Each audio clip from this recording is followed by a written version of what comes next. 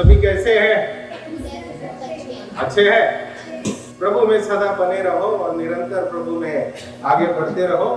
मसीह में हम मिलकर सभी निरंतर आगे आगे बढ़ते चलेंगे। परिस्थितियां कैसे भी क्यों ना हो, लेकिन जो परमेश्वर पर भरोसा रखते वो कभी लज्जित नहीं होंगे। हालेलुया। आइए कुछ वचन को हम पढ़ें, फिर आज का विषय आपके पास रखूंगा। वचन 4 अध्याय और 5 वचन से पढ़ते जाए। धर्म के बलिदान चढ़ाओ और यहोवा पर भरोसा रखो। हाँ, बहुत से हैं जो कहते हैं यहोवा पर भरोसा रखो। अपने जीवन की हर बातों पर परमेश्वर पर भरोसा रखना आपको और मुझको सीखना है। आगे हम उसको अब थोड़ा अध्ययन करेंगे, हम कैसे भरोसा रखें। हाँ जी, आगे बढ़िए। बहुत से हैं जो कहते हैं हाँ, कौन हमको कुछ भलाई दिखाएगा। हाँ। हे यहोवा, तू अपने मुख का प्रकाश। कई बार हम विश्वासी लोग इन बातों को बोलते रहते हैं, कब हमारा भलाई होगा, कब भलाई होगा, कब भलाई होगा। ऐसे बातों को हम हमारे जीवन में लागू रखते हैं और कहते हैं कई बरस बीत गया लेकिन हमारे जीवन में कुछ भलाई नहीं हो रही है। ऐसी बातों को हम लोगों पर भी रखते हैं। चिड़चिड़ा होकर हम कभी कभी परमेश्वर से ही कूदने लगते हैं और परमेश्वर पर दोष लगाते रहते हैं। जैसे इजरायली हमेशा परमेश्वर पर गुड़गुड़ाते थे, उनको अच्छा भोजन देते थे, परमेश्वर उनके साथ चलता था, फिर भी वो गुड़गुड़ाते थे, कुड़कुड़ाते थे। इस प्रकार का जीवन में वो लगे हुए थे। आगे पढ़िएगा, आगे पढ़िए। बहुत से हैं जो कहते हैं हाँ, कौन हमको कुछ भलाई दिखाएगा। हाँ, हे यहोवा, हाँ, तू अपने मुख का प्रकाश हम पर चमका। हाँ, आगे। तूने मेरे मन में उससे कहीं अधिक आनंद भर दिया है, हाँ। जो उनको अन्न और दाखमधु की भट्टी से होता था। देखिए, आपके घर में दाख मधु, दाख रस, इसका मतलब कुछ अन्न भोजन हो या ना हो, लेकिन परमेश्वर आपके संग है, साथ है, आप इससे आनंदित रहो। हालेलुया। यह वचन में देखिए क्या कहता है। हमारे अन्न भोजन वस्तु या कोई चीज की घटी हमारे जीवन में हो सकती है, इससे चिंतित मत हो जाओ। आपके और मेरे पास परमेश्वर है, उस पे आनंदित रहना सीखे। हालेलुया। जब परमेश्वर है तो हमारी परिस्थिति को कभी भी परमेश्वर बदल सकता है, चेंज कर सकता है। इसीलिए इन चीजों की कमी घटी में आप ज्यादा निराश ना हो जाए। परमेश्वर है, उसमें आनंदित रहना सीखे। हालेलुया। हाँ जी, आगे पढ़िए। मेरा राज यही है। आपके जैसा मुझे भी बहुत तकलीफ है, शायद हो सकता है एक कदम आगे भी हो या कम हो, लेकिन मैं आनंदित इसलिए रहता हूँ, मुझे ये बराबर विश्वास है परमेश्वर मेरे साथ है। हालेलुया। हाँ जी। मैं शांति से लेट जाऊंगा, तब शांति से लेट जाऊंगा और सो जाऊंगा। आपको मालूम है, मेरी पत्नी को आप पूछना, जैसे ही लेटेगा सीधा सुबह प्रभु अच्छा नींद प्रदान करता है। मैं शांति से लेट जाऊंगा और हाँ जी, क्योंकि हे यहोवा, वापस पढ़िए।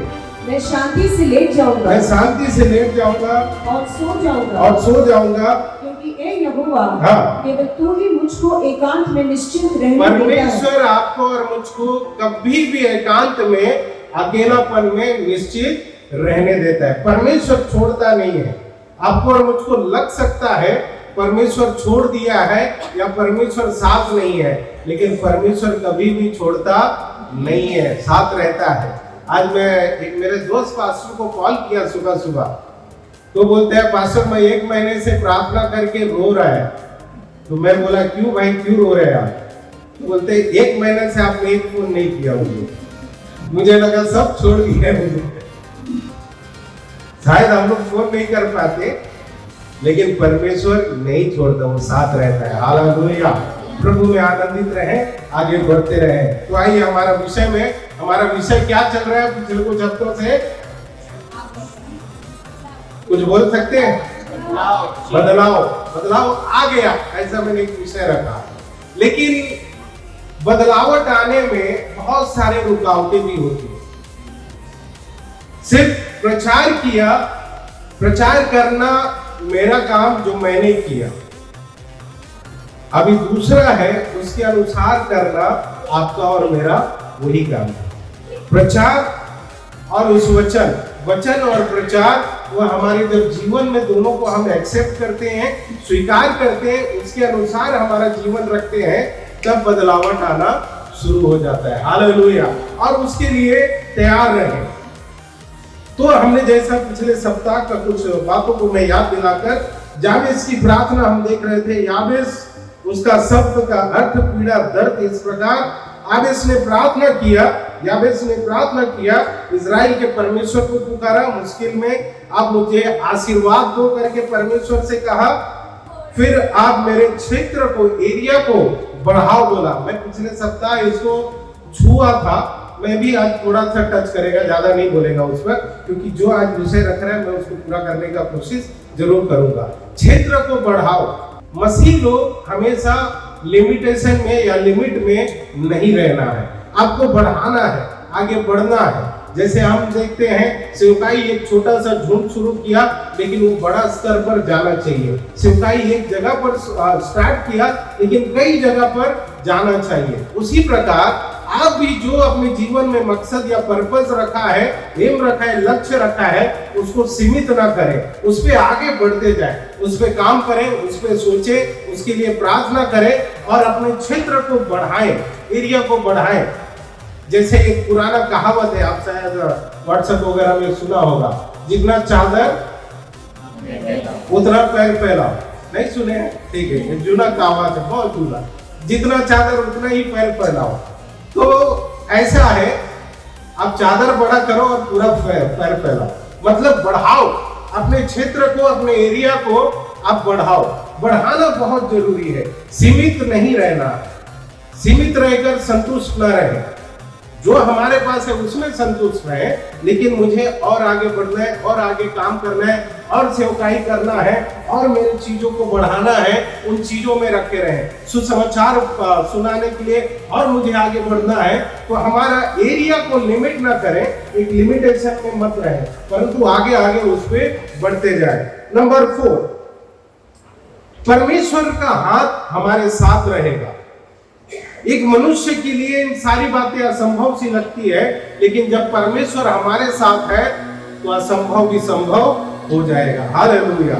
नंबर 5वीं बात, हर हानि से या तकलीफों से, मुसीबतों से छुड़ाने के लिए परमेश्वर आपके साथ रहेगा। हम हमारे क्षेत्र को, एरिया को बढ़ाने के लिए सोचेंगे, आपके जीवन में तकलीफ भी आएगा, मुसीबत भी आएगा, हानि भी आएगा, लेकिन परमेश्वर उन सब चीजों से बचाने के लिए और आगे बढ़ाने के लिए भी हमारे साथ रहता है। तो याबेस के इस प्रकार प्रार्थना था। पहला, नंबर 1, इजराइल के परमेश्वर को पुकारा। नंबर 2, उसने प्रोविजन मांगा, आप मुझे आशीर्वाद दे। आशीर्वाद सारे परमेश्वर से आते हैं, ब्लेसिंग।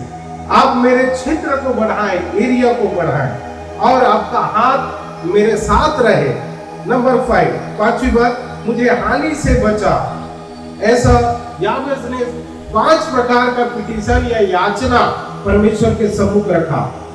तब परमेश्वर ने एक बात कहा, उसी में आप पढ़ेंगे तो फर्स्ट क्रॉनिकल चैप्टर 4, 9, 10 का लास्ट में परमेश्वर क्या कहता है, एक प्रॉमिस दिया, परमेश्वर वादा दिया है। जरा पढ़िए उस लास्ट वचन को, फर्स्ट क्रॉनिकल, पहला इतिहास 4 का 10। उसको पढ़ के हम आगे हमारा सब्जेक्ट में आज का प्रवेश करेंगे। याबेस ने इस्राएल के परमेश्वर को यह कहकर पुकारा, भला होता कि तू मुझे सचमुच आशीष देता और मेरा देश बढ़ाता और तेरा हाथ मेरे साथ रहता और तू मुझे बुराई से ऐसा बचा रखता कि मैं उससे पीड़ित ना होता, और जो कुछ उसने मांगा वो परमेश्वर ने उसे दिया।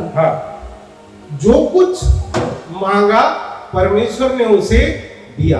परमेश्वर एक वादा, एक प्रॉमिस देता है। आप जो कुछ मांगते हैं परमेश्वर से, परमेश्वर रिटर्न में कुछ दे रहा है। क्या दे रहा है? प्रॉमिस दे रहा है, वादा दे रहा है। और हमारे जैसा वादा नहीं, वादा करके भूल जाना परमेश्वर का आदत, फितरत नहीं है।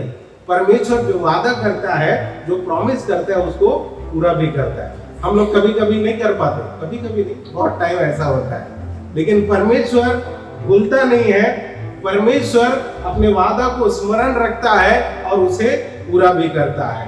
आप अपने वादा को जो परमेश्वर ने आपको किया है स्मरण रखें, शुरुआत में जब प्रभु ने बुलाया, आपको कुछ न कुछ वादा किया है प्रभु। आप है यहाँ पर? जब प्रभु के पास आप आते हैं, प्रभु आपको कुछ वादा करता है, जैसे मैं तेरे संग रहूंगा, मैं तुझे बढ़ाऊंगा, मैं तेरा मुंह काला होने नहीं दूंगा। ऐसे कुछ ना कुछ परमेश्वर हमसे वादा करता है। आप जब भी ऐसे सिचुएशन में रहें, आप उस वादा को आप स्मरण रखें। प्रभु उस वादा को स्वप्न के द्वारा यूसुफ के जैसा भी दे सकता है। यूसुफ को भी परमेश्वर ने स्वप्न में दिखाया, इतने लोग तेरे परिवार के तुझे दंडवत कर रहे थे। स्वप्न देखा, वादा किया परमेश्वर, और परमेश्वर कई वर्षों के बाद उसको पूरा भी किया। परमेश्वर भूलता नहीं है। ठीक है, चलिए आज का हमारा विषय में चले। बदलावट आने में रुकावटें क्या है? हमारा लाइफ चेंज होने में आने वाली रुकावटें या बाधाएं, ये बाधाएं किस प्रकार हमारे जीवन को रोकता है और हम आगे नहीं बढ़ पाते। तो क्या क्या बाधाएं हैं जो हमें रोकती है? जरा ध्यान से सुनना। इस बात को आप अपने जीवन से निकालेंगे, समझेंगे, तब ब्लेसिंग या चेंजेस आपके लाइफ में आएगा। अगर इस बात को आप जाने दो करके ले लिया, आपके जीवन में परिवर्तन आना बहुत सालों तक मुश्किल है। तो नंबर 1, पहली बात है, 2-3 बातें आज रखना चाहूंगा। नंबर 1, कड़वाहट, बिटरनेस। अपने जीवन में बदलावट आने में आने वाली पहला रुकावट है, वह है बिटरनेस, कड़वाहट। कड़वाहट कैसे है? कड़वाहट सभी मानवीय इंसानों की भावनाओं में सबसे अधिक विनाशकारी और खतरनाक है। बिटरनेस, कड़वाहट सबसे भयानक है और एक व्यक्ति को ये नाश की ओर लेकर जाता है। कड़वाहट, मैं एक बार बिटरनेस के बारे में बताया था। अहीतोपेल के अंदर वो कड़वाहट था और उसको वो नाश की ओर लेकर गया। तो बिटरनेस, कड़वाहट हमारे अंदर एक परिवर्तन आने में आने वाली रुकावट है। जब तक ये कड़वाहट आप अपने जीवन से दूर नहीं करेंगे, आपको परमेश्वर का आशीष, परमेश्वर का अनुग्रह और परमेश्वर जो आपको और मुझको देना या बनाना चाहता है, उसमें आने वाली एक रुकावट है कड़वाहट, बिटरनेस। क्या है?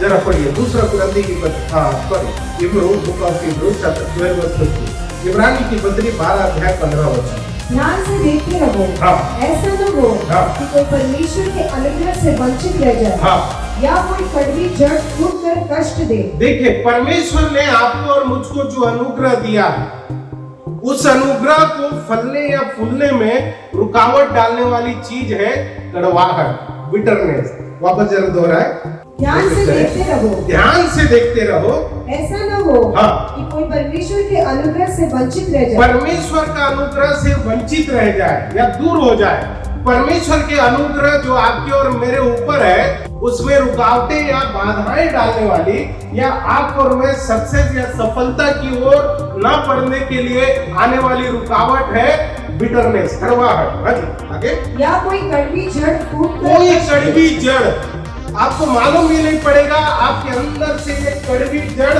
फूट कर निकलेगा और आपको परमेश्वर की आशीष या आपके अंदर एक बदलावट आने वाली चीजों को रुकावट डालेगा।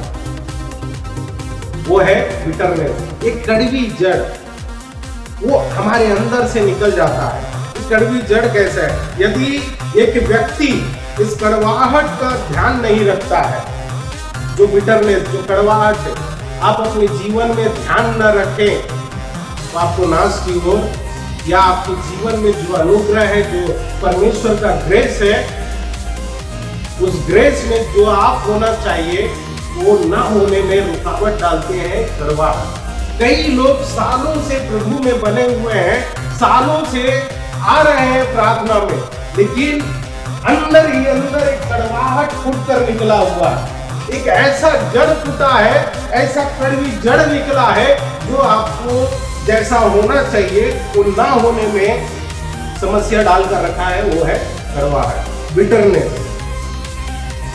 जरा वापस बोल रहा है 12:50, ध्यान से देखते रहो, ध्यान से देखो उसको, किसको? ऐसा ना हो कि कहीं ऐसा कड़वा जड़ आपके और मेरे जीवन में निकला हुआ है क्या?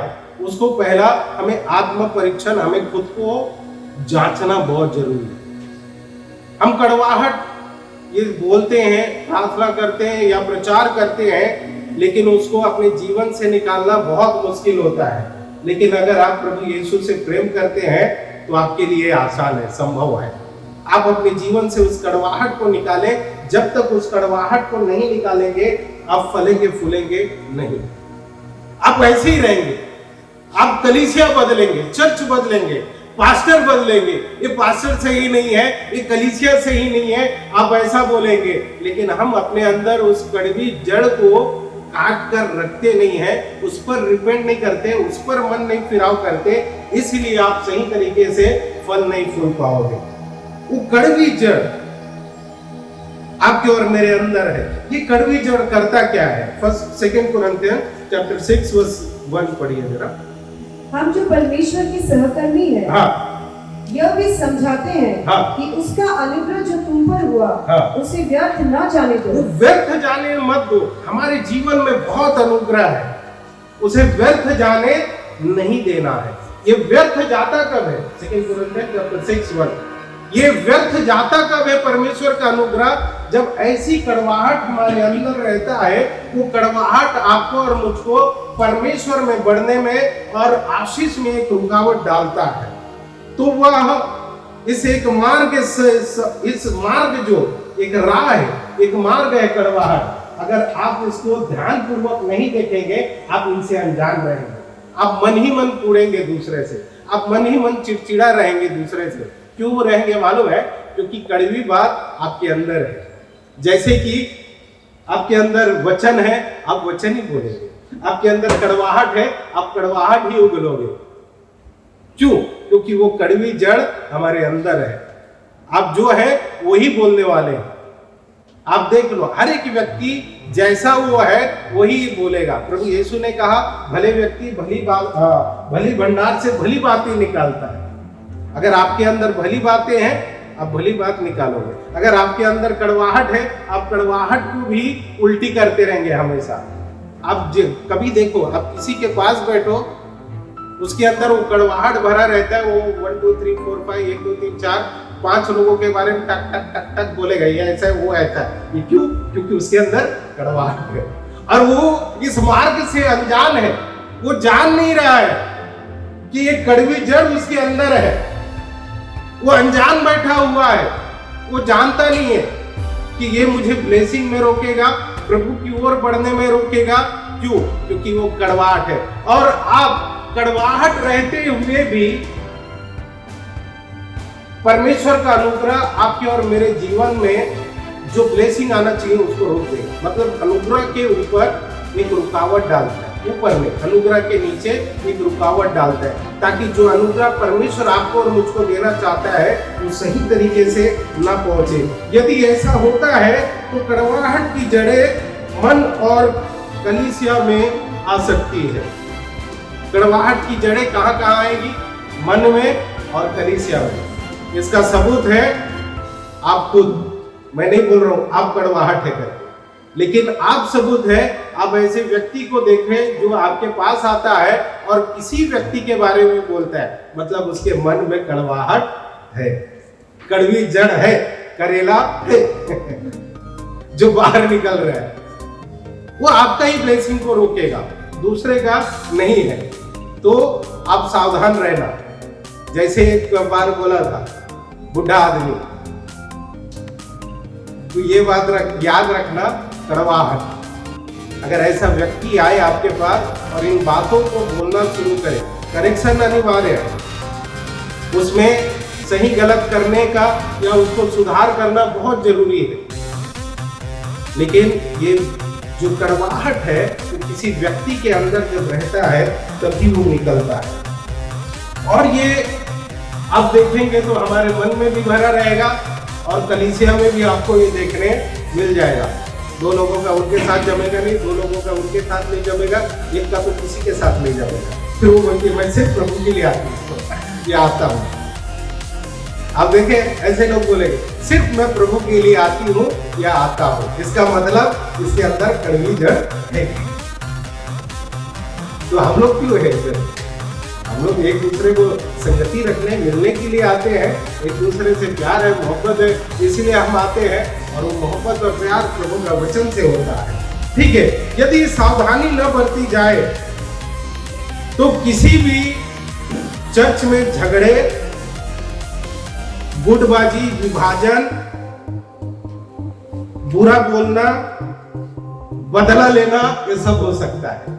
कड़वी जड़ एक व्यक्ति के अंदर जब है तो क्या क्या होगा? कलीसिया में झगड़े होंगे, होते हैं? नहीं, इधर अच्छा है। कड़वाहट के कारण ही कलीसिया में झगड़े होते हैं, कड़वाहट के कारण ही पति पत्नी में भी झगड़े होते हैं। ये कड़वाहट लोगों को नाश करता है, लोगों में डिवीजन फूट डालता है, और कड़वाहट बुरा बोलते हैं और सब बोलने के बाद सॉरी बोलते हैं। ऐसे भी महान लोग हैं, सब कुछ अपने दिल का गुस्सा भड़ास निकाल देने का, फिर बोलने का सॉरी सिस्टर। ये क्यों बोलते हैं मालूम है? क्योंकि कड़वाहट भरा हुआ है।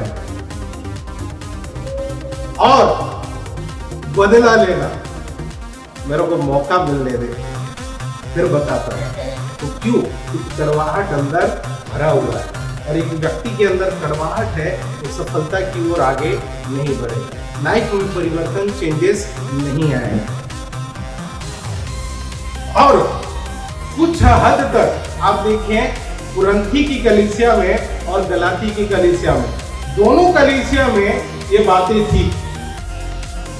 तो कलीसिया में ये बातें हो सकती है, मैं जबरदस्ती नहीं ला रहा।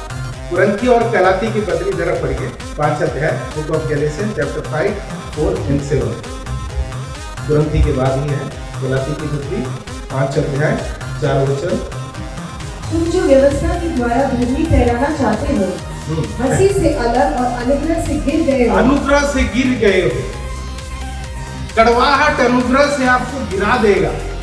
कुरिन्थी और गलाती की कलीसिया आप पढ़ेंगे तो उसमें था, कुरिन्थी की कलीसिया में चिन्ह, चमत्कार, वरदान, टंग, सारी बातें थी, लेकिन फिर भी वहां झगड़े थे, लड़ाई झगड़े थे, वाद विवाद था, व्यभिचार था। गलाती की कलीसिया में बोल रहे हैं, आप यदि अपने जीवन से उस कड़वाहट को नहीं निकालेंगे, आप परमेश्वर का अनुग्रह से गिर जाएंगे। हाँ जी, आगे पढ़िए। तुम जो व्यवस्था के द्वारा धर्मी ठहराना चाहते हो, ठहरना चाहते हो, हाँ, मसीह से अलग, हाँ, और अनुग्रह से गिर गए हो, और अनुग्रह से गिर जाएंगे। कड़वाहट, बिटरनेस, परमेश्वर का अनुग्रह से आपको दूर लेकर जाता है। 7 वचन पढ़िए। तुम तो भली भांति दौड़ रहे थे। हाँ, भली भांति दौड़ रहे थे। अब किसने तुम्हें रोक दिया? अब कौन रोका? कड़वाहट। आप देखें, लाइफ में, मसीह जीवन में, कलीसिया में जब हम रहते हैं, चलते हैं, शुरुआत अच्छा करते हैं, पास्टर से बहुत प्रेम करते हैं, पास्टर को फोन करेंगे, पास्टर को घर पे बुलाएंगे, हर चीज में प्रार्थना करने बुलाते हैं, लेकिन अचानक एक कड़वी जड़ निकलता है, फिर पास्टर को रोकना शुरू करते। अब देखा है? अब नहीं देखा है ऐसा? ठीक है, हमारा कलीसिया अच्छा है, प्रभु का ऐसा। हालेलुया।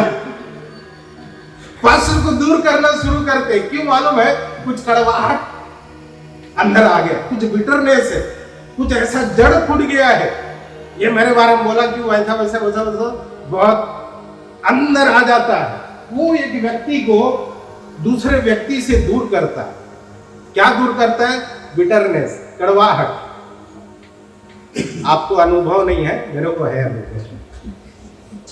आप अच्छे लोग हैं। हाँ जी, 7 वचन पढ़िए। तुम तो भली भांति दौड़ रहे थे। भली भांति दौड़ रहे थे, वो है शुरुआत बहुत अच्छा, प्रार्थना करना, परमेश्वर का वचन में बने रहना। जैसे पास्टर ने कहा, कई बार कहते हैं, मुझे समझ में आ गया उनका दिल का दर्द है करके, और वो दर्द को ज्यादा मार के बता नहीं सकते, इसलिए बोल बोल के दिखाते हैं। कैसा दर्द है? बोलते रोज सुबह प्रार्थना होते हैं 5 बजे, अरे आ जाओ आ जाओ। हम कितनों ने दौड़ शुरू किया है, कोई मेरे साथ यहाँ पर नहीं है? प्रभु आपको आशीष दे। उसमें से मैं भी एक व्यक्ति हूँ। बोला 5 बजे आ जाओ, प्रार्थना करो, प्रार्थना करो। हाँ पास्टर हम आएंगे, मेरे को जोड़ो, उसको जोड़ो। ये जोड़ने के चक्कर में लड़ाई झगड़ा हो गया है। जोड़ के कम से कम 30 लोग से ऊपर है। मैं तो देख भी नहीं रहा हूँ आजकल, 30 लोगों से ऊपर है। सब शुरू में लड़ाई झगड़ा की है। अब तुम अच्छे से दौड़ रहे थे, ये कौन रोक दिया? वो कड़वाहट रोक दिया। वो कड़वाहट आपको आने नहीं दे रहा है। शुरुआत अच्छे से किया। मैंने भी एक वादा किया था, जब तक नहीं मरेंगे पास्टर तब तक चलाते रहेंगे। इसका मतलब ये नहीं मैं प्रार्थना नहीं करता, उनके टाइम में प्रार्थना नहीं कर रहा, उनके टाइम में नहीं आ पा रहा है।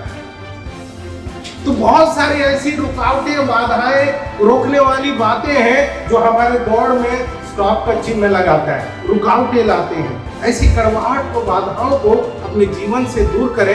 परमेश्वर का आशीष और अनुग्रह आपके ऊपर बना रहेगा और याबेस की तरह परमेश्वर आपको आगे बढ़ाएगा। हालेलुया। तो इन बातों से सावधान रहें और करंथी और गलाती की कलीसिया से सीखकर हम भी सुधार लाएं। है क्या मेरे साथ कोई सुधार लाने को? बाप रे, प्रभु का धन्यवाद। सुधार लाएंगे, हम मिलकर आगे बढ़ेंगे। हालेलुया। नंबर 2, दूसरी बात है जी। नंबर 2, दूसरी बात सुन लो फिर जाओ। नंबर 2, अनबिलीफ, अविश्वास। ये अविश्वास की बातें हैं जो हमारे जीवन में बदलावट लाने में रुकावट डालते हैं। और ये भी खतरनाक है। अविश्वास, हमारा कुछ नहीं होगा। आप सुना है, मैं सुना है, सुनते राजू ब्रदर हमारा कुछ नहीं होगा। भाई तो हम चलते हैं वापस, तुम्हारा कुछ नहीं होगा, तुम्हारी इधर रह के हमारा कुछ भी नहीं होगा। अविश्वास की बात है, जरा पढ़िए बुक ऑफ मरकुस का किताब 6 अध्याय। मैं धीरे धीरे जा रहा हूं समझने के लिए। मरकुस का किताब 6 अध्याय, हाँ 5 और 6। वो वहाँ कोई सामर्थ का काम न कर सका। प्रभु यीशु कोई सामर्थ के काम न कर सका, ऐसा लिखा है। कहां पर? नासरत में।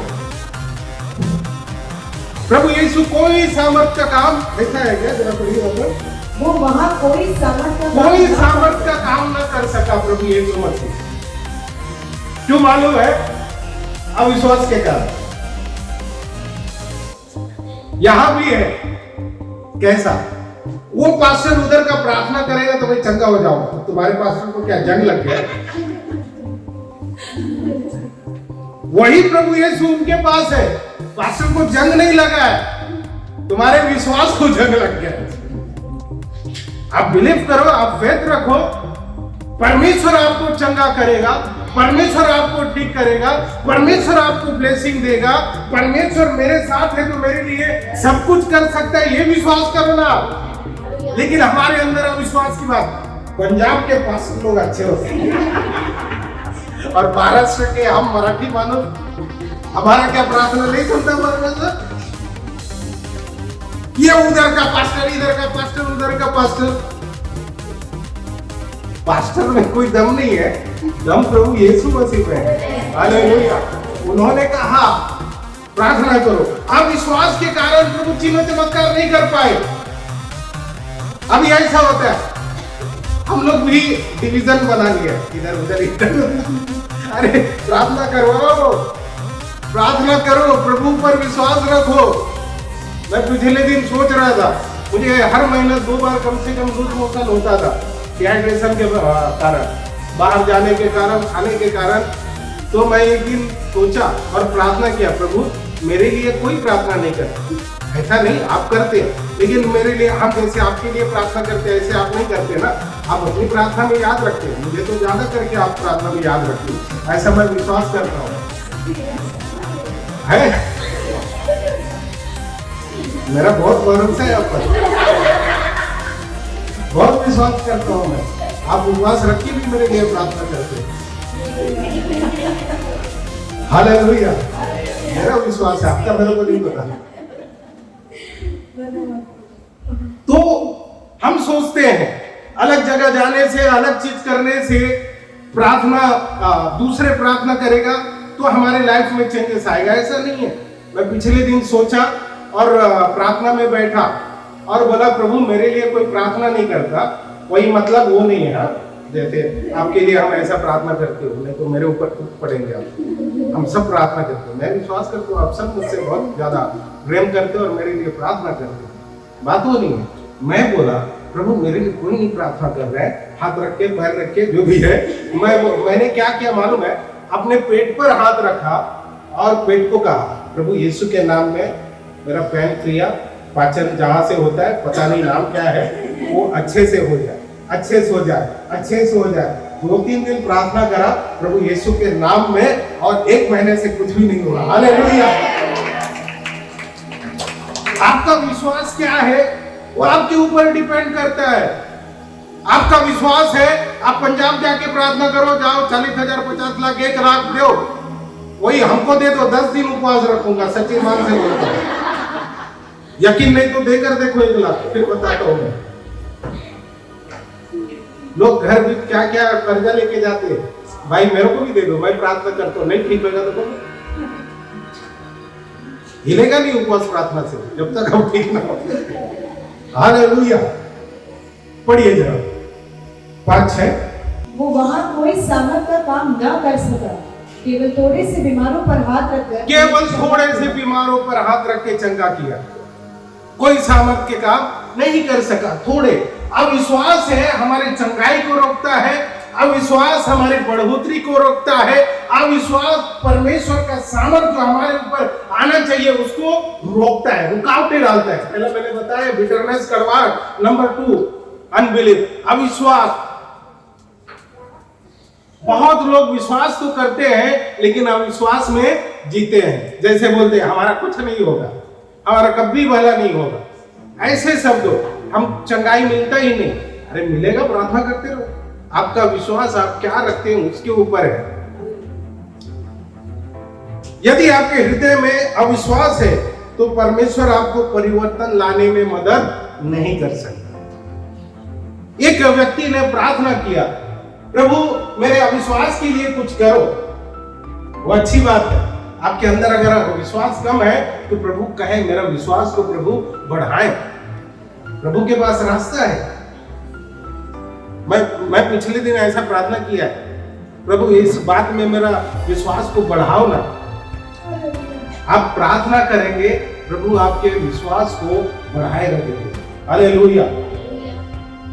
अविश्वास हमारे जीवन में जो परिवर्तन आना चाहिए उसको बाधा डालता है, रुकावट डालता है। इसलिए आज से विश्वासी बने, अविश्वासी बने। अविश्वासी बनना छोड़ दें, विश्वासी बने। अब विश्वास करें, परमेश्वर के पास आए हैं, परमेश्वर के लिए कुछ भी कठिन नहीं। उसका 6 का 5 जरा बोलिए। वो वहां कोई सामर्थ का काम न कर सका, केवल थोड़े से बीमारों पर हाथ रखकर उन्हें चंगा। देखिए जो कुछ प्रभु हमारे जीवन में भला करना चाहता है, बहुत कुछ चाहता है परमेश्वर हमारे लिए करना, लेकिन हमारा विश्वास है उस भलाई को रोक देता है। किसके भलाई को? जो परमेश्वर मसीह करना चाहता है आप पर और मुझ पर, वो भले काम को रोक देता है, रुकावट डाल देता है। क्या? अविश्वास। क्या रुकावट डालते हैं? सोने वाले भी बोले क्या डालते हैं रुकावट? अविश्वास।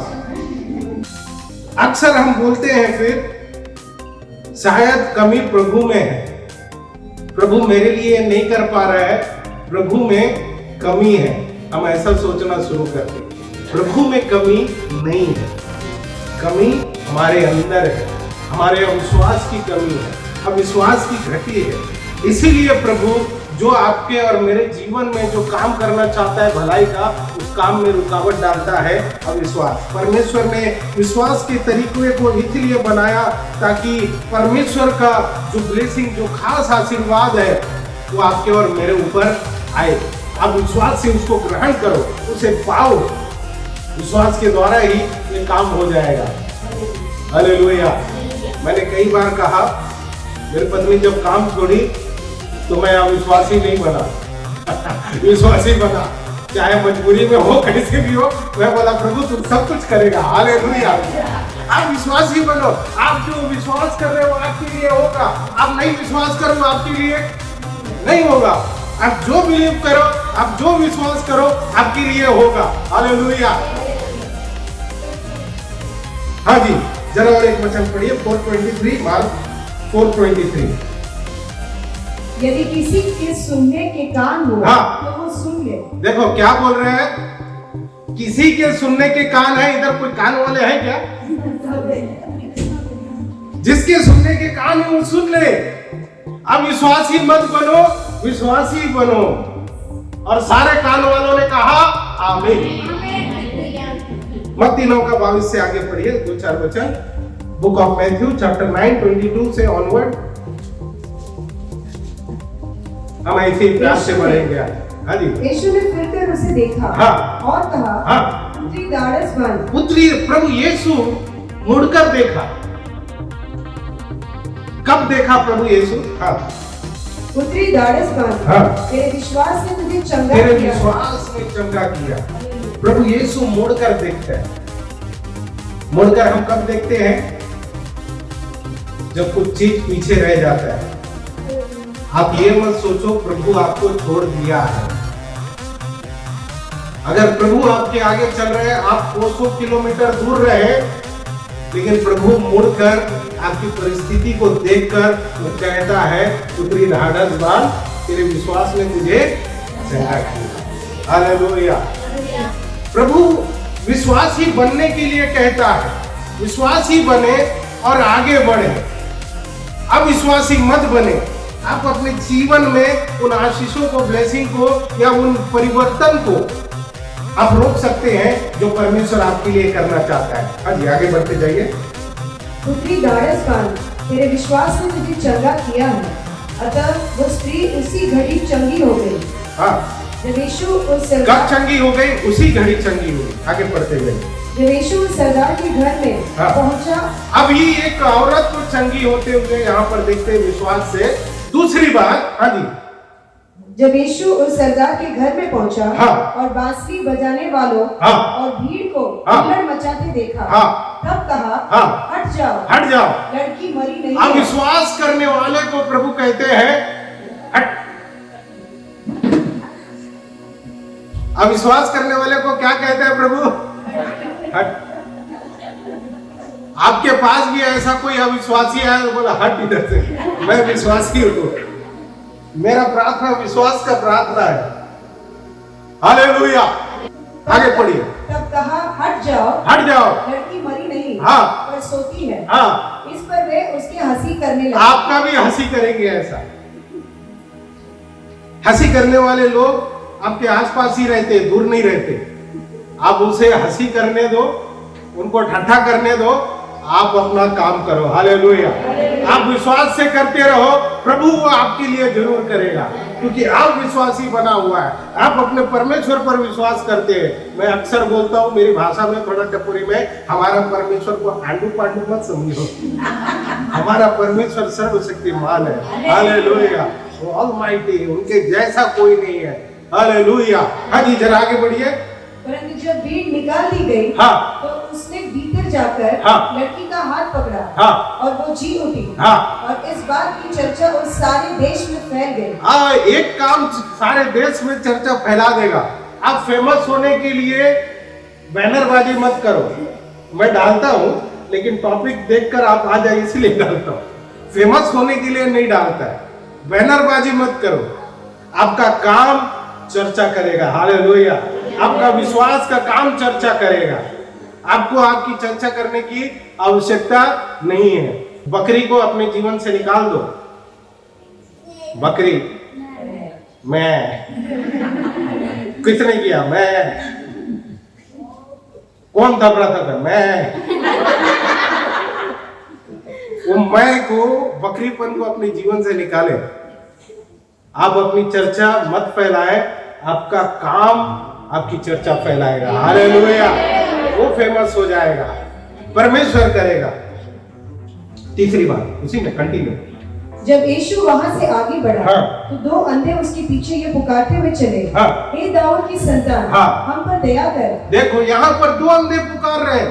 क्या कहते हैं, हे दाऊद की संतान हम पर दया कर। उनको मालूम है जो प्रभु यीशु उनके पास सामने जो दिख रहा है या चल रहा है, वो प्रभु यीशु उनको चंगा कर सकता है, उनके अंधापन को निकाल सकता है। उनका विश्वास था, इसलिए कहा, हे दाऊद की संतान, हे दाऊद की संतान हम पर दया कर। हाँ जी, आगे पढ़िए। जब वो घर में पहुंचा, हाँ, तो वे अंधे उसके पास आए, हाँ, और यीशु ने उनसे कहा, हाँ, क्या तुम्हें विश्वास है कि मैं यह कर सकता हूँ? देखो प्रभु यीशु क्या कहते हैं, क्या तुमको विश्वास है? क्या तुमको विश्वास है? कोई नहीं बोल रहा। क्या तुमको विश्वास है? प्रभु आपके लिए कर सकते हैं। हालेलुया। विश्वास करने वालों के लिए प्रभु सब कुछ कर सकता है, जो उनके, आपके और मेरे लिए जो भलाई का काम है। हालेलुया। प्रभु द्वंद्वों को कहता है, क्या तुमको विश्वास है? आप बोल सकते हैं, क्या हमको विश्वास नहीं रहता तो इधर क्या करने आए? लेकिन सच बताओ, सच बात यह है, विश्वास तो किया आपने, लेकिन वो विश्वास का स्तर है ना, कम हो गया। उसको बढ़ाओ, उसको बूस्टर का डोज दो, उसको बढ़ाओ। प्रभु मेरे लिए सब कुछ कर सकता है, मेरी परिस्थितियों को बदल सकता है, मुझे बदल सकता है। ये बातें हैं जो हमारे अंदर परिवर्तन आने में रुकावट डालते हैं। हम कहते हैं, आज पास्टर ने मस्त प्रचार किया, हालेलुया कहते हैं, कुछ लोग ही कहते हैं, ठीक है। आप जो कहते हैं आपके साथ ऐसे ही होता है, बाकी उनका वो देख लो। कहते हैं हम मस्त प्रचार किया, लेकिन उस प्रचार पर क्या आपने विश्वास किया? कई लोग ऐसा कह के निकलते हैं, लेकिन उनके जीवन में परिवर्तन नहीं आता। क्यों? उन चीजों को वो अपने जीवन में लागू नहीं करते। उन चीजों को अपने जीवन में लागू करें, तब परिवर्तन आपके जीवन में आना शुरुआत हो जाए। हालेलुया। अभी 29 तक हो गया क्या? जरा पढ़िए आगे। तब उसने उनकी आंखें छूकर कहा, हाँ, तुम्हारे विश्वास के अनुसार तुम्हारे लिए हो। तुम्हारे विश्वास के अनुसार तुम्हारे लिए हो जाए। आप प्रभु से कुछ मांग रहे हैं जो आपकी भलाई के लिए है, प्रभु यही कहता है, जो तू कह रहे है ना, तेरे विश्वास के लिए, तेरे लिए हो जाए। आप अविश्वासी बने ना, विश्वासी। और एक वचन पढ़िए, भजन का किताब में आइए, स्तोत्र, क्या बोलते हैं, स्तोत्र संहिता 78, भजन का किताब 78 अध्याय। आइए जल्दी पढ़िए। 41। पास्टर हमेशा इस वचन को बोलते रहते, याद है कि नहीं मुझे बता। वे बार बार परमेश्वर की परीक्षा करते थे। क्या करते थे? बार बार क्या करते हैं? वे बार बार परमेश्वर की परीक्षा करते थे। हाँ, विश्वासी लोग भी पास्टर की परीक्षा करते हैं, आपको पता है? आप देखा है क्या? नहीं देखा ऐसा? विश्वासी लोग भी पास्टर की परीक्षा करते हैं। पास्टर को बुलाओ, ये हुआ तो ठीक है, नहीं तो दूसरे को बुलाओ। हमेशा हमारे पास सेकेंड ऑप्शन रहता है, दूसरा रास्ता रहता है। ये प्लान, बी प्लान हमेशा रहता है हमारे जीवन में। इजराइल के पास सर्वशक्तिमान परमेश्वर था, लेकिन उन लोग क्या करते थे? दूसरा ऑप्शन भी रखते थे। हमारे विश्वासी लोग कई ऐसे हैं जो प्रभु में भी हैं, मतलब प्रार्थना में भी आते हैं और कहीं भी जाते हैं। हाथ देखो, कान देखो, पैर देखो, क्या क्या दिखाते बाहर जाते। ऐसे भी लोग हैं, इधर आके आराधना भी करेंगे, उधर जाके हाथ पैर भी दिखवाएंगे। आपको ये विश्वास करना है, आप जिस परमेश्वर पर विश्वास करते हैं वो परमेश्वर आपके लिए काफी है। हालेलुया। और किसी की आवश्यकता नहीं, जरूरत नहीं, परमेश्वर आपकी सारे जरूरतों के लिए वो काफी है। हालेलुया। हम लोग गीत गाते हैं ना, यहोवा ईरे दाता मेरे, तू काफी है मेरे। हमारा शादी नहीं हो रहा है, परमेश्वर से प्रार्थना करें, प्रभु मेरे लिए रास्ता निकाले। परमेश्वर काफी है आपकी जरूरतों को पूरा करने के लिए, वो प्रदान करने के लिए काफी है। आप जितना कान पास्टर का खाएंगे उतना कान परमेश्वर का खाएं। परमेश्वर जल्दी काम करता है। हालेलुया। उन पर विश्वास योग्य बने रहो। परमेश्वर पर विश्वास करो और परमेश्वर आपको अच्छी वस्तु जरूर देंगे। इजराइलियों की यही परिस्थिति थी। पढ़िए वापस। वे बार बार परमेश्वर की परीक्षा करते थे और इजराइल के पवित्र को खेदित करते थे। परमेश्वर को खेदित करते थे, दुखित करते थे। हम लोग भी एक दूसरे को दुखित करते हैं, पास्टर को भी दुखित करते हैं। पास्टर भी वही तक जाता है, उनको भी कंटाल आता है, वो भी खेदित होते हैं, दुखित होते हैं। हम लोग कभी इन चीजों को नहीं सोचते। आपको मालूम है वचन क्या कहता है? अगर आप पास्टर लोग को खेदित करेंगे, वो खेदित मन से आपके लिए प्रार्थना करेंगे। ऐसा बाइबल में लिखा है, मैं आपको बताऊंगा। इब्रानी की पत्री 13 अध्याय। सबको खेदित करो और ब्लेसिंग चाहिए बोलते हैं। हाँ जी, 13 अध्याय, मेरे ख्याल से 17 वचन होगा। अपने अगुओं की आज्ञा मानो, हाँ, और उनके अधीन रहो। अगुओं की क्या मानो? आज्ञा मानो और उनके अधीन रहो, जो हम सब करते हैं। हालेलुया।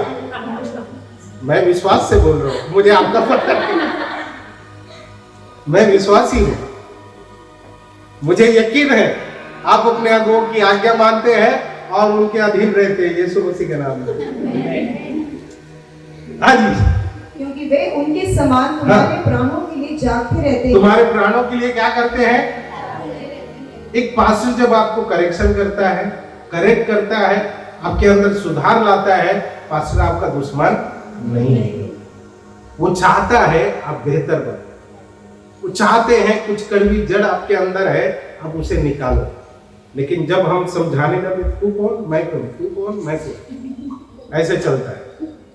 आप देखो, अक्सर मुझे छोटे पास्टर नहीं समझाना चाहिए, मुझे बड़े पास्टर समझाना। ऐसा काम करेगा तो छोटा ही पास्टर जाएगा मेरे जैसा, अच्छा काम करेगा बड़े पास्टर जाएगा समझाने। अपने अंदर चेंजेस लाए, परिवर्तन लाए। जब तक परमेश्वर के वचन या अनुग्रह को आप सही तरीके से आने ना देंगे और एक विश्वासी, विश्वास योग्य आप नहीं बने रहेंगे, आपके अंदर परिवर्तन नहीं आ सकता। हाँ जी, 41 जरा पढ़िए। वे बार बार परमेश्वर की परीक्षा करते थे, बार बार परमेश्वर की परीक्षा करते थे और इजराइल के पवित्र को खेदित करते थे, और परमेश्वर को खेदित करते थे। और उन्होंने न तो उसका भुजबल स्मरण किया, ना तो भुजबल, परमेश्वर कौन है आप स्मरण करो, याद करो। यही परमेश्वर उनको लाल समुद्र को 2 भाग करके लेकर आया। यही परमेश्वर उनको भोजन दिया, यही परमेश्वर उनको मन्ना दिया, यही परमेश्वर उनको चट्टान से पानी दिया, यही परमेश्वर उनको महामारी से बचाया, यही परमेश्वर उनके वस्त्र को बढ़ाया, यही परमेश्वर उनके जूतों को फटने नहीं दिया। और वही परमेश्वर पर वो विश्वास नहीं कर रहे हैं। हमारे जीवन में भी ऐसी परिस्थिति आते हैं। हमारे जीवन में कई बड़े बड़े चिन्ह चमत्कार को हम हमारे जीवन में देखते हैं, लेकिन ऐसा समय भी आता है तो बोलते क्या परमेश्वर ये कर सकता है? इतने दिन से कौन किया तुम्हारे लिए, मेरे लिए? परमेश्वर ही किया है। अचानक उस परमेश्वर पर शक करते हैं, क्या परमेश्वर ये कर सकता है? क्यों नहीं कर सकता? आप अविश्वासी मत बने, आप विश्वासी बने। परमेश्वर आपके लिए सब कुछ कर सकता है। हालेलुया। निराश ना हो, आपके जीवन में आशा लेकर आ सकता है परमेश्वर। आप दुखित है, परमेश्वर कहता है वो दुख को नृत्य में, मतलब खुशी में, आनंद में बदल सकता है परमेश्वर। आप क्या विश्वास करते हैं, क्या बिलीव करते हैं, आप उसके ऊपर डिपेंड है। हालेलुया। हाँ जी, आगे पढ़िए। उन्होंने न तो उसका भुजबल स्मरण किया, हाँ, न वो दिन जब उसने उनको द्रोही के वश में से छुड़ाया। देखो कितनी बार परमेश्वर आपको और मुझको अलग अलग परिस्थितियों से, अलग अलग चीजों से छुड़ाते हैं, बचाते हैं। लेकिन ऐसा जब परिस्थिति आता है, परमेश्वर पर हम विश्वास नहीं करते, परमेश्वर पर शक करते हैं और कहते हैं ये चीज क्या परमेश्वर के लिए हो सकता है? हो सकता है। हालेलुया। मुझे 5 साल में बच्चा हुआ। आप मेरे भाई इधर पूछो, मैं कभी एक बच्चे का फोटो लाके लगाता था, ऐसे करते करते 2 बच्चे का फोटो लगा दिया। कुछ कपड़े लेके आ जाता था, मुझे खेलने का चीज पसंद था, छोटा छोटा वो मुर्गी वाला खेलने का, वो लेके आके रखता था। क्यों? ये विश्वास परमेश्वर मुझे देगा। हालेलुया। तू विश्वास ही बने, परमेश्वर छोटा नहीं है जो आपके और मेरे लिए न कर पाए। क्या परमेश्वर सर्वशक्तिमान नहीं है? है। क्या मनुष्य किसी भी तरह से परमेश्वर को सीमित कर सकता है क्या? नहीं, लेकिन हम करते हैं। परमेश्वर ये मेरे लिए नहीं कर पाएगा, मुझे कुछ दूसरा ढूंढना पड़ेगा, दूसरा रास्ता देखना पड़ेगा। ये हमारा सोच रहता है। आप परमेश्वर को सीमित ना करें, परमेश्वर को लिमिट ना करें। परमेश्वर का कोई लिमिटेशन नहीं है, कोई लिमिट नहीं है। परमेश्वर अनलिमिटेड है। हालेलुया। उनके लिए कोई भी एक सीमा नहीं है। परमेश्वर को आप और मैं बांध नहीं सकते। परमेश्वर का सीमा बिल्कुल नहीं है। वो असीमित परमेश्वर है, आपके और मेरे सोच से परे काम करने वाला परमेश्वर है। बुक ऑफ जेनेसिस, उत्पत्ति का किताब 18 अध्याय का 14 वचन पढ़िए। एक तीसरा बात मैं बोलकर बंद करूंगा। क्या यहोवा के लिए कोई काम कठिन है? हाँ। नियत समय में, अर्थात वसंत ऋतु नियत समय में, सही समय जो परमेश्वर ने बनाकर रखा है आपके और मेरे लिए, परमेश्वर वही समय में आपके और मेरे लिए काम करने के लिए सामर्थ्यवान है। हालेलुया। यहाँ अब्राहम सारा के बारे में कहते हैं परमेश्वर नियत समय में आपके लिए जरूर करेगा, लेकिन आप तैयार रहें उसके लिए। हालेलुया। आपको एक बात बताता हूँ, आम का पेड़ देखे आप सबने? आम का पेड़ के नीचे आम का पेड़ में आम लगा हुआ और नीचे हम खड़े हैं, अब भी गिरेगा, अब भी गिरेगा। लेकिन जब गिरने का टाइम आता है थोड़ा सा नीचे गिरता है। आप उस समय का इंतजार करें जिस समय में परमेश्वर आपके पास उस चीज को दे। उस समय में पहुंचने के लिए इंतजार करें। आपको उस समय में पहुंचना जरूरी है। आपको मालूम है प्रभु यीशु मसीह, पहले भी उनको मारने का बहुत चांस आया, लेकिन प्रभु यीशु पतली गली से निकल गए। कई लोग बोलते हैं कि तुम्हारा प्रभु डर के निकल गया। अरे भाई, डर के नहीं निकला। उनके पास एक नियत समय था, उनको उस समय में पहुंचना था, उस समय में जाकर मरना था, उस समय में पुनरुत्थान होना था। एक समय उनके लिए भी था, लेकिन आपको और मुझको उस समय तक पहुंचना जरूरी है। हालेलुया। आप ये प्रार्थना करें, प्रभु मुझे उस समय तक पहुंचाए जो आप मेरे लिए रखा है। हालेलुया। उस समय तक पहुंचे जो परमेश्वर आपके लिए रखा है। अगर उस समय में पहुंचने में रुकावट है तो जो प्रभु आपको देना चाहता है वो आप नहीं पाएंगे। समय का इंतजार करें। इसलिए प्रभु यीशु वहां से निकल गया ताकि उनको समय में पहुंचना था। प्रभु यीशु कई बार कहा मेरा अभी समय नहीं आया है। आप कहें मेरा समय आएगा, उस समय तक पहुंचे। हालेलुया। चलिए मैं जल्दी बढ़ता हूं। नंबर 3, ये बात बहुत अच्छी बात है। नंबर 3, पहली बात क्या कहा? कड़वाहट। नंबर 1 क्या? बिटरनेस। नंबर 2 अविश्वास, अनबिलीफ। नंबर 3 मालूम नहीं। हाँ जी, मत्ती 7 का 1 ब्लेम, दोष। ये बहुत डेंजर है, सारे डेंजर है। ब्लेम, दोष, ये बहुत अच्छा है। मैंने कई लोगों को देखा है, ये मेरे जीवन में आया, ये मेरे जीवन में है, इसके कारण मेरा ऐसा हो गया। अक्सर ये चीज होता है, जब से इधर जाना शुरू किया, जब से इसका संगति रखा, दोष लगा। आप पढ़िए मत्ती 7 का 1 ब्लेम। परिवर्तन लाने में आने वाली रुकावटें, हमारे जीवन में जो प्रभु करना चाहता है वो ना कर पाने में आने वाली रुकावटें। मत्ती 7 का 1 दोष मत लगाओ। दोष मत लगाओ, ब्लेम। अक्सर कहते हैं तेरे कारण, तेरे कारण, तेरे कारण। अब सुना है हमेशा बोलने वाला चीज, तेरे कारण ऐसा हो गया, तेरे कारण ऐसा हो गया। फेल भी हुआ तो दूसरे का नाम ले, तेरे कारण हो गया। मैं थोड़ी गया था एग्जाम देने, एग्जाम देने तुम गए थे, तो फेल हो गए तो आगे बढ़ो। दोष मत लगाओ, अपने आप का आत्मचिंतन करो, अपने आप में सोचो मैं कहां पर मिस्टेक किया, कहां पर गलती किया। सिर्फ फेल होने में नहीं बोल रहा हूं, कहीं भी हम असफल हो जाते हैं, हमारे जीवन में सफलता नहीं आती है, उसका कारण आप अपने अंदर ढूंढे, अपने आप में देखें, आपको वो कारण मिलेगा और अगली बार आप सफल जरूर हो जाएंगे। है यहाँ पर डंडा तो नहीं है ना? मैं ऐसा डंडा मारता नहीं कभी भी, मैं ऐसा विश्वास करता हूँ। हाँ जी, जरा पढ़िए। दोष मत लगाओ कि तुम पर भी दोष न लगाए। हर चीजों में हम किसी और की गलती निकालते हैं हमेशा।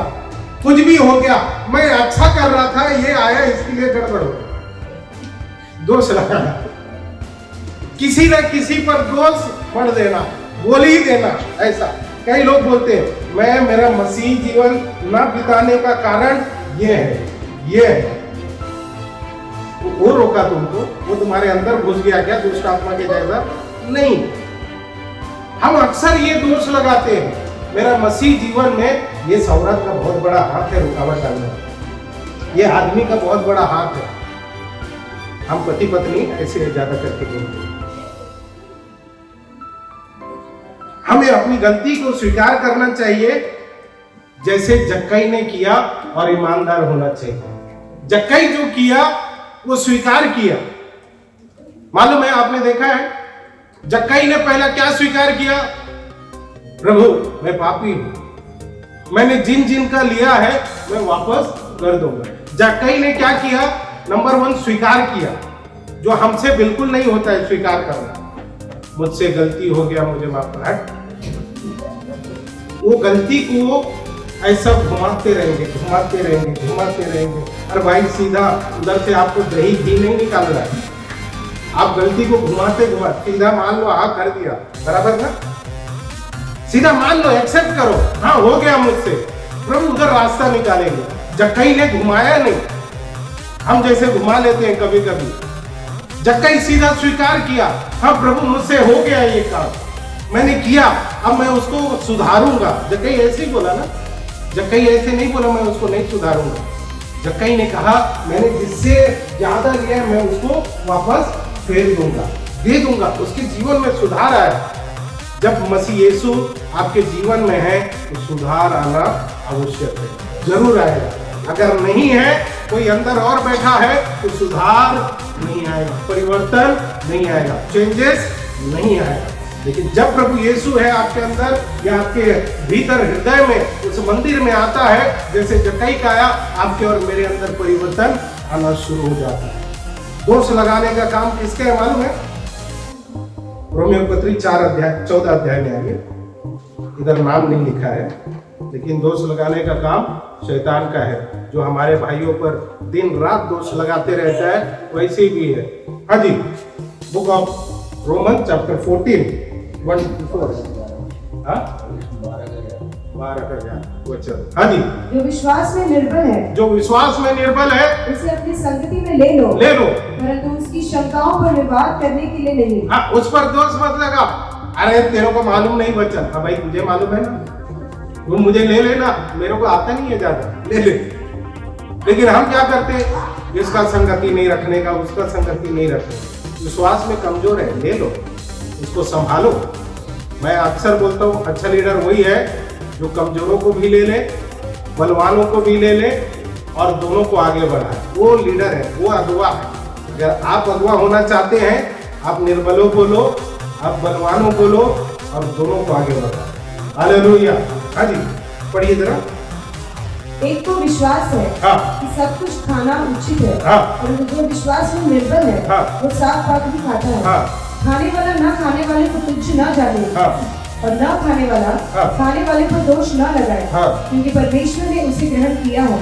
तू कौन है जो दूसरे के सेवक पर दोष लगाता है? दोष लगाते हैं। हाँ जी, उसका स्थिर रहना या गिर जाना उसके स्वामी से संबंध रखता है। परमेश्वर जानता है मैं गिरूंगा नहीं गिरूंगा, फिर गाना पड़े, मुझे संभाल। सही है, संभालने वाला परमेश्वर है। हर एक व्यक्ति के जीवन में ऐसा परिस्थिति आता है गिरने का, और जो नहीं आता है बोलता है उसमें सच्चाई नहीं बना हुआ। हर एक व्यक्ति के जीवन में आता है ऐसी परिस्थिति जहां पर वो गिर सकता है, लेकिन परमेश्वर का आत्मा हमें संभालता है, हमें चलाता है, हमें आगे बढ़ाता है। हालेलुया। हाँ जी, जरा आगे बढ़िए। वरन वो स्थिर ही कर दिया जाएगा। हाँ। क्योंकि प्रभु उसे स्थिर रख सकता है। प्रभु स्थिर रख सकता है। आपका और मेरा काम उस पर दोष लगाना नहीं है। हाँ जी, कोई तो एक दिन 10 वचन से पढ़िए, 2-3 वचन। तू अपने भाई पर क्यों दोष लगाता अपने है? भाई पर क्यों दोष लगाता है? या फिर तू क्यों अपने भाई को तुच्छ जानता है? उसको तुच्छ क्यों जानता है? हम तेरा सब भाई सब- बेवड़ा रहने दो, कुछ भी रहने दो, उसको तुच्छ न जानो। उस पर दोष लगाने का अधिकार हम पर नहीं है। हम करेक्शन कर सकते हैं, सिखा सकते हैं, भाई ऐसा मत कर, वैसा मत कर। ये करना आपका और मेरा काम है। वचन इसका अधिकार आपको और मुझको देता है कि हम एक दूसरे को करेक्ट करें, एक दूसरे को सुधारें। इसका अधिकार परमेश्वर देता है। लेकिन दोष लगाने का अधिकार नहीं देता है। हाँ, आगे बढ़िए। हम सबके सब परमेश्वर के न्याय सिंहासन के सामने खड़े होंगे। हाँ। क्योंकि लिखा है, हाँ। प्रभु कहता है, मेरे जीवन की सौगंध की हर एक घुटना मेरे सामने टिकेगा। न्याय सिंहासन के सामने किसका जाना है? हमारा। किसके न्याय सिंहासन के पास जाना है? परमेश्वर का। हर एक व्यक्ति जाएगा। आप और मैं परमेश्वर ना बने, ना तो छोटा परमेश्वर बने, ना तो मोटा परमेश्वर बने। परमेश्वर का काम करने दो। न्याय करना परमेश्वर का काम है। आपका और मेरा काम एक दूसरे से प्रेम करना, एक दूसरे को संभालना, एक दूसरे के साथ चलना, एक दूसरे को निर्बलता में साहस देना और उनको बढ़ाना। ये आपका और मेरा काम है। न्याय करने का काम प्रभु का है। उनका भी काम मत छीन लो, नहीं तो वो क्या करेगा। हाँ जी, आगे बढ़िए। इसलिए हम में से हर एक परमेश्वर को अपना अपना लेखा देगा। हाँ, बस हर एक व्यक्ति अपना अपना लेखा देगा। मेरा लेखा देने के लिए आप नहीं जाने वाले, आपका मैं नहीं जाने वाला। मेरा टांग पकड़ के स्वर्ग में आप नहीं जाने वाले, ना तो आपका टांग पकड़ के मैं स्वर्ग में जाने वाला। ऐसा है क्या? नहीं तो हम एक दूसरे का पकड़ ले, कितना भी पाप करते रहे, कितना भी गलत करते रहे, पास्टर को बोलने का, पास्टर आप पहला पकड़ लो, हम पीछे पीछे पकड़ लेंगे किसका जो करना है। ऐसा है क्या? नहीं है। हर एक व्यक्ति का न्याय परमेश्वर का सिंहासन के सामने खुलेगा। परमेश्वर न्याय करने का, तू गलत। मुझे कभी कभी लगता है परमेश्वर का काम छीन लिया। मैं जैसे कहा, इसका मतलब ये नहीं कि हम किसको करेक्ट ना करें। करेक्ट करना अनिवार्य है। चर्च में, कलीसिया में करेक्शन बहुत जरूरी है। तिमुथी की किताब में लिखा है, करेक्ट करें, सुधार करें। परमेश्वर का वचन लाभदायक है सुधारने में। हाँ, एक वचन और पढ़िए, प्रेरितों का काम 5 अध्याय। अनुशासन करें। 1 to 11 जरा पढ़िए, एक वचन ही पढ़िए, फिर आगे बढ़ेंगे हम।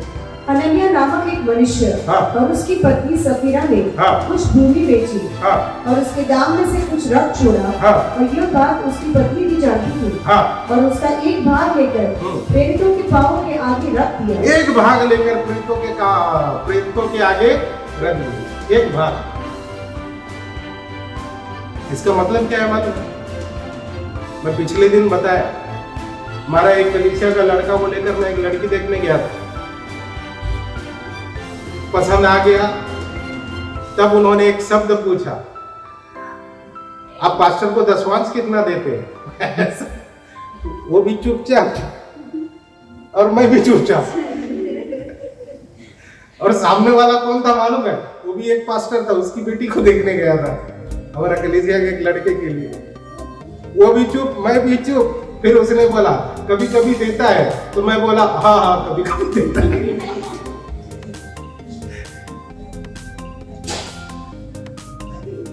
एक भाग, बाप रे, एक भाग हमारे लिए निकालना बहुत मुश्किल होता है। उनका शब्द क्या था, इसलिए मैं बता। उनका शब्द था, अगला शब्द, जो व्यक्ति परमेश्वर के प्रति ईमानदार नहीं है, वो अपने पत्नी के प्रति ईमानदार वफादार नहीं रह सकता। ऐसा कहा। मैं भी पोहा खाया, चाय पिया और वापस आया। चलो बोला हालेलुया, निकल के आ गया।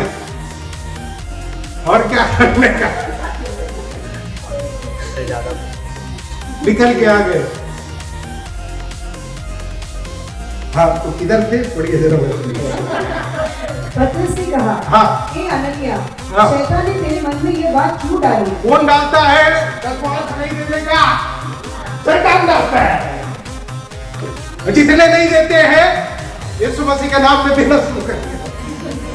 अगर ये बात आपके मन में आ रहा है तो परमेश्वर का आत्मा नहीं बोल रहा है।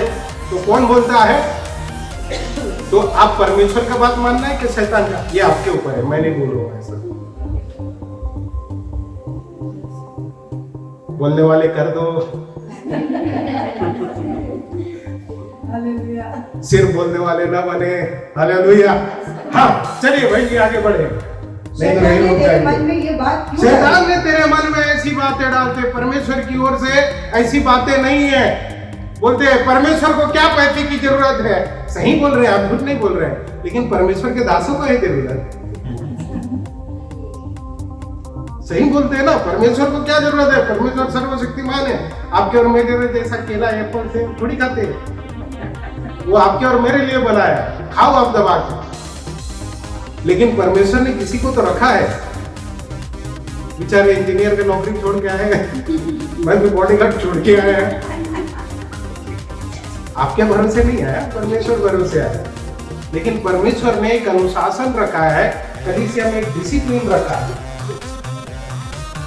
आप नहीं बदले तो आप जाओ। ये चेंजेस, परिवर्तन ऐसे आता है। हाँ जी पढ़िए आगे। तो पवित्र आत्मा से झूठ बोले, पवित्र आत्मा से झूठ बोले। हमको ये महीने का पगार ही नहीं हुआ है, पगार देंगे तब खा पी के रहेंगे। ये महीने का पगार ही नहीं हुआ, ये महीने पगार ही नहीं बचा है। आप ऐसे बोलते जाओगे बचेगा ही। आप बोलो 1 रुपया बचा है, यीशु मसीह के नाम में वो 1 रुपया मेरा फलेगा। हालेलुया। मेरा भाई बैठा है, पूछ लो आज तक 1 रुपया मांगा नहीं। ना तो मेरा भाई से छोटा भाई से, ना तो बड़ा भाई से, ना तो बड़ी बहन से।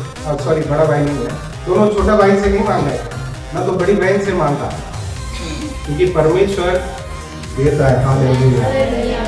आप उस पर विश्वास करो और आगे बढ़ो। हाँ जी। जब तक वो तेरे पास रहे, हाँ। क्या तेरी न थी? हाँ। और जब बिक गए, हाँ। तो क्या तेरे वश में न थी? हाँ। तूने ये बात अपने मन में क्यों विचारी? ये बात किधर विचार होता है और कब विचार होता है? जब पगार होता है जब पैसा आता है। तो क्या करूं, ये देने के लिए जान निकलता है। पासवान को क्या जरूरत है? अरे हमको जरूरत नहीं, प्रभु ने ऐसा सिस्टम बना दिया, क्या करें? वो देने के लिए जान निकलता है मन में। दो ना दो, लाइट बिल भर जाएगा ये महीने का ऐसे। हाँ जी चलिए आगे बढ़िए। तू मनुष्यों से नहीं परंतु परमेश्वर से झूठ बोला है। किससे झूठ बोलते हैं? ओके ठीक है, उधर रख दे। अगर सावधानी से दूसरों को ना देखें या ना सीखें, वास्तव में क्या होता है ये याद रखें। परमेश्वर का वचन को देखें, सुने और उसके अनुसार परिवर्तन लाए। प्रभु यीशु ने हमें कोमल होने के लिए कहा है, अंधा होने के लिए कोमल हो जाओ, किसी के प्रति कोमलता दिखाओ, आप अंधा मत हो जाओ। चलिए एक लास्ट बात बोल के बंद करता हूँ। अगले हफ्ते से प्रचार नहीं करूंगा, दूसरा करेंगे। चौथी बात ये बोल के मैं बंद ही कर देता हूँ। चौथी बात ये भी खतरनाक है। ये क्या है मालूम है? आप है यहाँ पर मेरे साथ, कुछ और ले सकता हूँ 5 मिनट आगे। आप बोलो मत बोलो, ले लो। दिल को तसल्ली के लिए पूछ रहा था, आप तैयार है कि नहीं? नंबर 4, चौथी बात। नंबर 1 कड़वा, नंबर 2 नंबर 3 नंबर 4 क्षमा न करना। कहे क्षमा न करना, माफ न करना। ये भी एक डेंजर है। मत्ती का किताब 5 अध्याय, बुक ऑफ मैथ्यू चैप्टर 5 23 24 ये 2 वचन पढ़िए।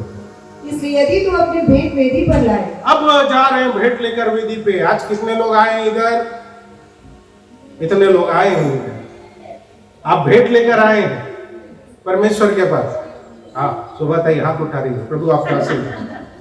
सुन रहे हैं? हाँ 5 का 3 थी। इसलिए यदि तू अपनी भेंट वेदी पर लाए। अपनी भेंट कहाँ लाए? वेदी पर लाए। और वहां तू स्मरण करे। कि तेरे भाई के मन में तेरे लिए कुछ विरोध है। आपको आज का सुबह का एक विरोध का बात बताता हूं जो मैंने किया। मैंने उस पर रिपेंट भी किया, मन परिवर्तन किया। पिछले दिन एक व्यक्ति ने कॉल किया, पास्टरों के लिए कुछ फैसिलिटी सुविधा रखा, लेकिन ये व्यक्ति डायरेक्ट गया और नाम नहीं बताया, इतना इतना लिया, उसका पैसा भी ज्यादा गया। हमारे थ्रू जाता पैसा कम लग जाता। तो मैं बोला यार इनको क्या हो गया है, हम पैसा कम करवा सकते हैं तो लोग ऐसा घूम घूम के जाकर उसको करते हैं, आखिर ज्यादा पैसा देते हैं। मैंने एक बात बोला जान दो, आप जितना पैसा बोला है उतने में कर दो। मैंने ऐसे कहा। अब सुबह मैं प्रार्थना में बैठा, वो बार बार मेरे अंदर वही बात आ रहा है। मुझे प्रार्थना करने में रुकावट डाला। मेरा प्रार्थना खत्म होने के बाद मैंने उस पास्टर को फोन किया, उस व्यक्ति को फोन किया, और पहला फोन किया, नहीं उठाया। मेरा बेचैनी और बढ़ गया। बोला आप प्रचार करना है, नहीं उठाएगा तो कैसे होगा। फिर दूसरा फोन किया, आधे घंटे के बाद उन्होंने फोन उठाया। मैं बोला धन्यवाद। तो जब मैंने कहा मुझे कन्फेस करना है, तो बोला मुझे मालूम है आप क्या कन्फेस करने वाला है। बोला ऐसा कैसा? आपने कल वो बात किया ना, मुझे पता है आप वापस रिपेंट करेंगे इस बात को, क्योंकि आप ऐसा बात बोलता नहीं है। मैंने बुरा बात नहीं बोला था, लेकिन वो मेरे लिए सही नहीं था। मैं बोलूं वो मेरे लिए सही नहीं था, दूसरों के लिए मुझे पता नहीं, लेकिन मैं बोलूं उसको वो मेरे लिए सही नहीं था। वो मेरे प्रार्थना में रुकावट डाल रही थी। मैंने उसको तुरंत कन्फेस किया और बोला मुझे मालूम है पास्टर आप ऐसा वापस बोलने वाले हैं करके। मैं प्रभु को धन्यवाद दिया। रुकावट है, आप प्रभु के भवन में जा रहे हैं और आपके मन में अपने भाई के प्रति ऐसा या किसी व्यक्ति के प्रति ऐसा कुछ है, आप उसके साथ परमेश्वर के भवन में भेंट लेकर आ रहे हैं, परमेश्वर उसे ग्रहण नहीं करेगा। हाँ जी, जब पढ़िए आगे। इसलिए यदि तू अपने भेंट वेदी पर लाए, अपने भेंट वेदी पर ला रहे हैं और वहाँ तो स्मरण करे कि तेरे भाई के मन में तेरे लिए कुछ विरोध है। भाई के मन में, पत्नी के मन में, पति के मन में, रिश्तेदारों के मन में ऐसा रहते हुए आकर यहाँ पर हम भेंट चढ़ा रहे हैं या आकर यहाँ पर हम प्रभु भोज ले रहे हैं। अब आप मुझे बताओ, इसे परमेश्वर ग्रहण करेगा, उसे स्वीकार करेगा? तो परिवर्तन उसको करना है, मुझे करना है। मेरे अंदर एक चेंजेस आना जरूरी है, मेरे अंदर एक परिवर्तन आना जरूरी है। और 24 तो अपनी भेंट वही वेदी के सामने छोड़ दे, वेदी के सामने, और जाकर पहले अपने भाई से मेल मिलाप कर। जाकर क्या करना है? सिर्फ भाई बहन से नहीं, पति पत्नी से, रिश्तेदारों से, कलीसिया में एक दूसरे से।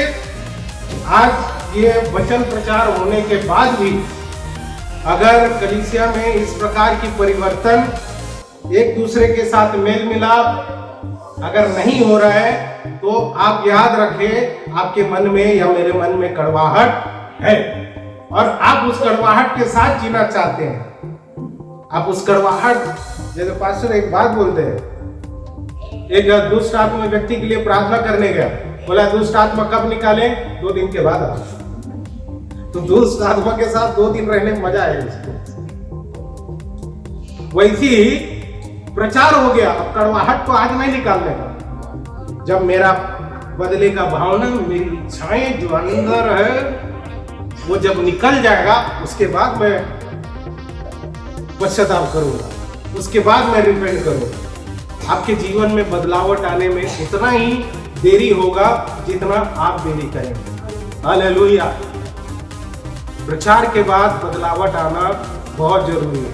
मैं अक्सर मेरे प्रचार जब तैयार करता है, मैं पूछता हूँ प्रभु इसमें बदलावट कितना आएगा। मैं अक्सर देखता हूँ इससे कलीसिया के लिए फायदा क्या हो रहा है, अक्सर देखता है ये आपको क्या फायदा करेगा। अगर हमारे प्रचार में ये चीज नहीं है तो उस प्रचार करना व्यर्थ। प्रचार में जब होता है इंसानों के अंदर वो चीज आना चाहिए। आप बोलेंगे हमारे अंदर कुछ नहीं है भाई साहब, मैं स्वीकार करूंगा, आप विश्वासी हैं, मैं भी विश्वास करूंगा, लेकिन पता है किसके अंदर क्या है। चलिए 14 पढ़िए, जॉब, बुक ऑफ जॉब, अय्यूब का किताब मैं बंद करूंगा। इस लास्ट वचन को पढ़कर हम बंद करें। यदि मनुष्य मर जाए तो क्या वो फिर जीवित होगा? जब तक मेरा छुटकारा न होता तब तक मैं अपनी कठिन सेवा के सारे दिन आशा लगाए रहता। आपको मालूम है अय्यूब एक प्रार्थना करता है, मैं मेरे सारे कठिनाइयों के दिनों में मेरा आशा किस पर लगाए रखा है? परमेश्वर। अय्यूब को यह विश्वास था कि परमेश्वर उसके लिए परिवर्तन कर सकता है, बदलावट ला सकता है। इसलिए अय्यूब अपने दुख में स्थिर रहा, अपने तकलीफ में स्थिर रहा। आज तक ऐसा दुख और तकलीफ आपके और मेरे जीवन में नहीं आया है और आएगा भी नहीं शायद जैसा अय्यूब के जीवन में आया। लेकिन फिर भी उन सारी बातों पर एक परिवर्तन के लिए तैयार था अय्यूब। वो जानता था और चाहत था कि मेरे अंदर मेरा परमेश्वर एक परिवर्तन जरूर लाएगा। हालेलुया। परिवर्तन के लिए आप उत्साहित रहे, बेताब रहे कि मेरे अंदर एक परिवर्तन आए। उसके लिए धीरज धरकर अय्यूब के जैसा आप इंतजार करते रहे परिवर्तन के लिए। एक दूसरे को माफ कर दो और भूल जाओ कल उसने आपके लिए क्या कहा, मैंने उसके लिए क्या कहा। माफी दो, माफ करो और भूल जाओ। उसको सालों के बाद गड़े मुर्दे मत उठाओ। अब मुर्दे जो मर गए उसको उखाड़ उखाड़ के बोलते रहते हैं। वो मुर्दा भी बोलेगा बस कर, कितनी बार उठाएगा मैं। वो सालों की बात बार बार लेकर आएंगे, बार बार लेकर आएंगे, बार बार लेकर आएंगे। ऐसा हमारा है। माफ करो, भूल जाओ, एक दूसरे को क्षमा करो। कल बोला था ना, ठीक है, कल की बात चली गई। मैं अक्सर ये बोलता हूँ, मेरा मन जब ऐसा उदास होता है जाके सो जाता हूँ आधा घंटा कम से कम। क्यों मालूम है? मुझे लगता है आधा घंटा सोया सब नया हो गया। सारी बात नई हो गई, नए विचार, नई सोच। क्या बोला भाई? ठीक है, चलो जान दो, हो गया वो। नई बात, नए तरीके से, नया सोच, नई विचार। क्योंकि परमेश्वर हमें रोज नया करता है, हमारे मन को रोज परमेश्वर नया करता है। अगर नया नहीं हो रहा है तो बूढ़ा आदमी अभी भी अंदर है। हमारे अंदर परिवर्तन आना चाहिए। परिवर्तन के लिए प्रेरित रहें और एक दूसरे को प्रेरित करें, उत्साहित करें। एक नजरिया रखें और उस पर केंद्रित रहें अय्यूब के जैसा। परमेश्वर का मित्र बने और परमेश्वर पर विश्वास रखें। आइए अपनी आंखों को बंद करें, हम प्रार्थना करें। प्रार्थना करेंगे, अपनी आंखों को बंद करें। सभी क्षमा ना करना, अपने स्थान पर खड़े हो जाए और हम इस प्रार्थना को दोहराएंगे। सभी अपनी आंखें बंद करें, सभी अपनी आंखें बंद करें। और आज जो 4 बातें हमने सीखी है, जो बाहर जा रहे हैं प्रार्थना में शामिल नहीं हो पाएंगे, ये 4 बातें याद रखें और इन 4 बातों पर हम प्रार्थना करेंगे आज। नंबर 1, अपनी आंखों को बंद करें, एक दूसरे को देखें ना। नंबर 1, कड़वाहट, बिटरनेस। कड़वाहट एक ऐसा पदार्थ है, अगर आपके अंदर है वो दूसरों को नाश नहीं करेगा। कड़वाहट जिसके अंदर है वही नाश होता है। अगर आपके अंदर ऐसी कड़वाहट, हमारे अंदर ऐसी कड़वाहट है, तो प्रभु से कहें, प्रभु ये कड़वाहट मेरे अंदर से निकाले। किसी भी व्यक्ति के प्रति जो मेरे अंदर है ये कड़वाहट, प्रभु आज मात्र यीशु के नाम में इस कड़वाहट को दूर करे। प्रभु परमेश्वर आपका आत्मा, पवित्र आत्मा मेरे अंदर से जिस व्यक्ति के प्रति है उस व्यक्ति को प्रभु मैं माफ करता हूँ और इस कड़वाहट को मेरे हृदय से, मेरे अंदर से निकालता हूँ। नंबर 2, दूसरी बात, अविश्वास की बातें। कई बार हमने कहा क्या ये मेरे लिए हो सकता है, क्या ये मैं कर सकता हूँ। प्रियो, कई बार हमारे जीवन में ऐसे अविश्वास की बातें आती रही। उन अविश्वास की बातों को आज कहें, प्रभु यीशु के नाम में वो दूर हो जाए। प्रभु मेरे अविश्वास का उपाय कर और मुझे विश्वासी बना। अपनी संगति में ले खुदा बाप, जो आप मेरे लिए करना चाहते हैं, जो भलाई का काम आप मेरे लिए करना चाहते हैं, उसमें कोई रुकावट, कोई बाधाएं ना आने दे। मेरे विश्वास का उपाय करे, हल करे। हाँ प्रभु, मैं विश्वास में कभी कभी कमजोर हो जाता हूँ, लेकिन आज ये विश्वास करता हूँ मेरा परमेश्वर सर्वशक्तिमान है और उनके लिए कोई काम कठिन नहीं है, वो सब कुछ कर सकता है। प्रभु, कई बार मैंने दूसरों पर दोष लगाया, कई बार दूसरों के सर पर उन बातों को मढ़ दिया, डाल दिया। हाँ प्रभु, मैंने दोष लगाया है। मैं आज यीशु मसीह के सामर्थी नाम में उस दोष लगाने वाले स्पिरिट को निकालता हूँ मेरे अंदर से और हुक्म देता हूँ वो दूर हो जाए। जो भाई निर्बल है, जो भाई असहाय है, जो मेरे साथ चलते हैं मैं उन पर दोष नहीं लगाऊंगा, परंतु उनको माफ करते हुए और खुद देखते हुए अपने आप का आत्मचिंतन करते हुए मैं आगे बढ़ूंगा। नंबर 2, चौथी बात, क्षमा न करना। प्रभु अय्यूब के जीवन में इतनी बातें आई, अय्यूब के तीनों दोस्तों ने आकर उस पर इस प्रकार बातें कहते रहा, लेकिन अय्यूब ने दोष नहीं लगाया। अय्यूब परमेश्वर आपका स्तुति करते रहा और प्रभु एक दूसरे को क्षमा किया, और अंत में जब उसने प्रार्थना किया उसके मित्रों को आपने आशीष दिया, ब्लेसिंग दिया, और अय्यूब को जो कुछ पहला था उससे बढ़कर आपने दिया। खुदावंद यीशु मसीह के सामर्थ्य नाम में प्रभु, हम जिस व्यक्ति के बारे में हमारे मन में ऐसा है प्रभु, मैं यीशु मसीह के नाम में उसे क्षमा करता हूँ, और प्रभु आप मुझे बलवंत करें, मेरे अंदर एक परिवर्तन आने दे।